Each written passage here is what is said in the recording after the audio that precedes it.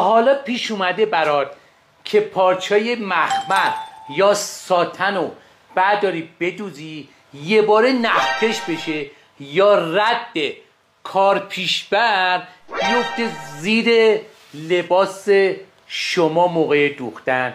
فقط کافیه هیچ جا نرید، بیای جلو بهت یاد بدم به راحتی لذت ببر از خیاطی. همینه. یه تیکه کاغذ برداری، نگاه کن، شما کاغذ رو نگاه کن، میزنم میخوره به کار پیشبر.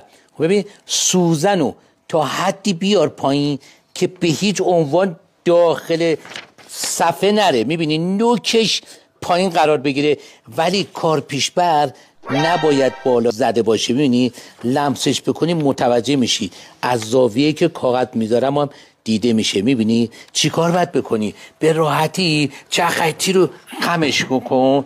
خب مثل چرختی مادر بزرگات، فقط یه ذره سنگینه. ببین یه پیچ اینجا داره، نگاه کن، یه پیچ بزرگ درست روبروته.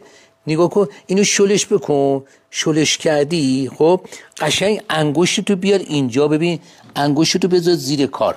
ببین انگشتتو ببین خیلی قشنگ. ببین بیداری بچرخونم اینوری. نگاه کن انگشتتو بذار زیر که لمسش نکنی، بده بره پایین، لمس نکنی، یعنی دندونه رو نتونی لمس کنی.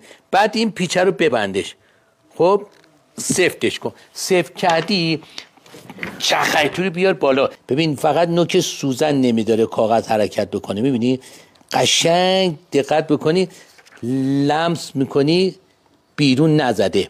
اگر بیرون نزد این حالت سوزن بود یعنی تنظیمه. حالا حواست باشه اگر خیلی هم پایین تر باشه پارچه رو خوب عقب نمیبره ها.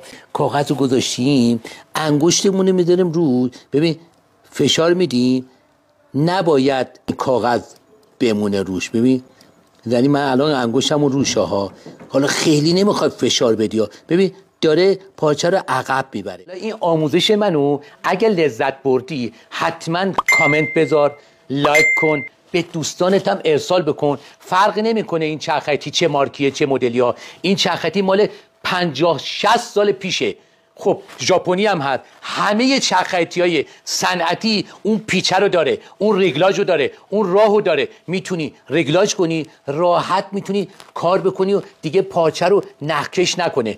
دیگه اثر کار پیشبر زیر کارت نشون داده نشه. حالا خداییش انصافا خسیس بازی در نیار. اینو لایک کن، بده بره.